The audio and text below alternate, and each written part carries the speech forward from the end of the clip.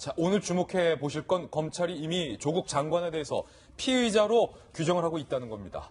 조국 장관은 그런데 어제 법무부 장관으로서의 취임식 일성에서 검찰에 대한 인사권을 행사하겠다라고 밝혀서 논란이 되고 있습니다. 검찰의 인사권을 행사하겠다. 자칫 본인에 대한 검찰의 수사를 방해할 수도 있다라는 우려의 목소리도 들리고 있습니다. 조국 장관의 발언 직접 들어보시죠. 검찰은 수사를 하고 법무부는 법무부의 일을 하면 됩니다. 법무부의 검찰에 대한 적절한 인사권 행사, 검찰개혁의 법제화, 국민 인권 보호를 위한 수사 통제 등 검찰에 대한 법무부의 감독 기능을 실질화해야 한다고 생각합니다. 자, 조국 장관이 교수 시절에 이런 글을 남기기도 했었습니다. 바로 검사와 관련된 글인데요. 법무부 장관은 검찰개혁에 반대하는 검사들을 나가라고 하면 된다. 교수 시절 이런 책을 썼다는 겁니다. 이게 자칫 박용진 의원님. 네. 지금 검찰은 조국 장관 본인과 가족에 대한 강한 의혹에 대해서 수사를 하고 있는데 마음에 안 드는 검사들을 검찰개혁에 반대하는 검사로 분류해서 인사권을 행사할 수 있는 우려도 있지 않습니까? 근데 그 질문에는 심각한 전제가 있는 거 아니에요. 그러니까 조국 장관이 공사 구분을 못하는 사람이다. 그렇게 전제를 하고 물어보시게 되면 적절치 않은 질문이 되는 거고요. 저 장관이 된 조국 교수 전 교수인가요? 현 교수인가요? 조국 장관이 교수 시절에 쓴 글에는 검찰개혁에 집단적으로 저항하는 이제 그 반개혁적인 검찰들, 기득권을 누리려고 하는 검찰 집단, 이런 것을 전제로 하고 저걸 썼기 때문에 본인과 관련된 수사를 하고 있는 검찰에 대해서 얘기한 건 아니에요. 그러니까 그거를 이렇게 섞어서 얘기를 하면 이제 심각한 좀 문제가 될 수 있고, 앞으로 그러면 조국 장관이 하는 모든 검찰 인사가 혹시 자기와 관련된 건가? 이렇게 오해를 살 수 있으니까 저 얘기는 아주 그냥 아주 일반적인 개혁에 저항하는 기득권 집단들에 대해서는 과감하게 조치하면 된다. 그 이야기를 하신 것 같고요. 이미 청문회 때 본인과 관련된 그 검찰의 수사는 보고받지도 않겠다. 개입하지도 않겠다라고 하는 것을 분명히 이야기를 했죠. 그것도 제가 기억으로도 두세 번 이야기를 했고, 예. 대통령께서도 그런 우려를 염려하셨기 때문에 어제 임명장을 수여하는 자리에서 예. 정말 예외적인 거예요. 저는 그렇게 대통령이 직접 나서서 왜 임명했는지에 대한 임명 배경을 원래 홍보수석이 하거나 대변인이 하는 건데 대통령이 직접 다 국민들에게 설명한 것은 그만큼 상황을 간단치 않게 보시고 있다라고 하는 것을 의미하고 있습니다. 그래서 거기에서도 뭐라고 그랬느냐? 검찰은 검찰이 할 일을, 법무부는 법무부의 할 일을. 그러니까 서로 그걸 간섭하거나 개입하거나 이렇게 해서는 안 된다라고 하는 원칙을 정확하게 갈라졌거든요.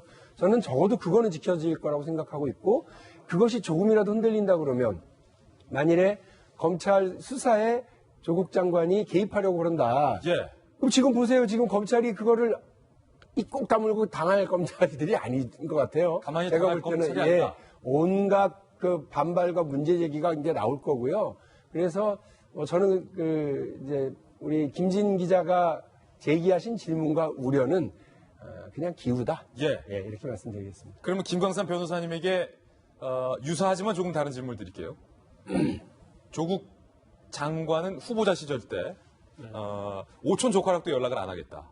본인의 의혹과 관련된 일에는 개입을 안 하겠다라고 한 바 있습니다. 그런데 동양대 총장에게는 통화한 사실이 뒤늦게 드러났고, 어제 저희 보도해드린 것, 정경심 교수 부인은 증거인멸의 우려를 받고 있는 이른바 그 번거지 모자 사건까지 불거졌습니다.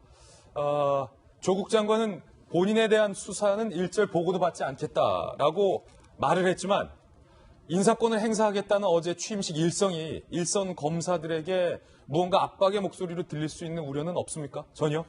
이 검찰에는요, 공무원에 있어서 제일 중요한 건 인사예요. 내가 승진하느냐 하지 못하느냐, 아니면 내가 가고 싶지 않는 저 외딴 곳으로 발령이 나느냐, 그게 제일 관심사예요. 그렇기 때문에 이제까지 검찰 자체가 정권의 하수인이다 이런 말을 들었던 이유 중에 하나는 결국 인사권 자체를 당시의 정부 정권에서 쥐고 있었기 때문에 거기에 순응하다 보니까 입맞춤하는 수사밖에 할 수 없었던 거거든요. 그런데 지금 사실 조국 이제 장관이 됐어요. 장관이 됐지만 일단 이제 검찰총장하고 제일 사이가 좋아야 하는데 제일 거꾸로 관계가 됐습니다. 그러면 장관이 검찰을 통제하는 방법은 딱 한 가지밖에 없어요. 바로 인사권이거든요. 예. 인사권인데 지금 검찰 개혁에 반대하는 검사들을 나가게 하면 된다 이렇게 얘기를 하잖아요. 그러면 제가 볼 때는 검사들 중에서 개혁에 반대하는 사람은 없을 거라고 봐요. 단지 세부적인 측면에서 의견을 달리할 수 있죠. 그러면 정부에서 발의한 어떠한 입법 수사권 조정이랄지 검찰 개혁안이랄지 현재 패스트트랙에 올라가 있는 검찰 개혁의 안에 중에서 세부적인 면에서 좀 반대를 하면 그건 검찰 개혁을 반대하는 사람이냐? 예. 그럼 그 사람은 나가야 하느냐? 옷 벗어야 되느냐? 그렇죠. 근데 지금 검사들의 한 90% 이상이 현재 패스트트랙에 올라간 수사권 조정안이 이건 경찰을 통제하는 방법이 없다. 그런 생각을 가지고 있거든요. 그러면 검사의 90%를 내보내야 하느냐? 근데 그건 아니잖아요. 그리고 사실 검찰의 인사권을 쥐고 있지만 내가 볼 때는 조국 장관이 인사권을 자기가 마음대로 하기는 쉽지 않다. 그래요? 그 이유는 여러 가지가 있지만 본인이 장관이 돼도 수사에 개입하지 않겠다고 했잖아요.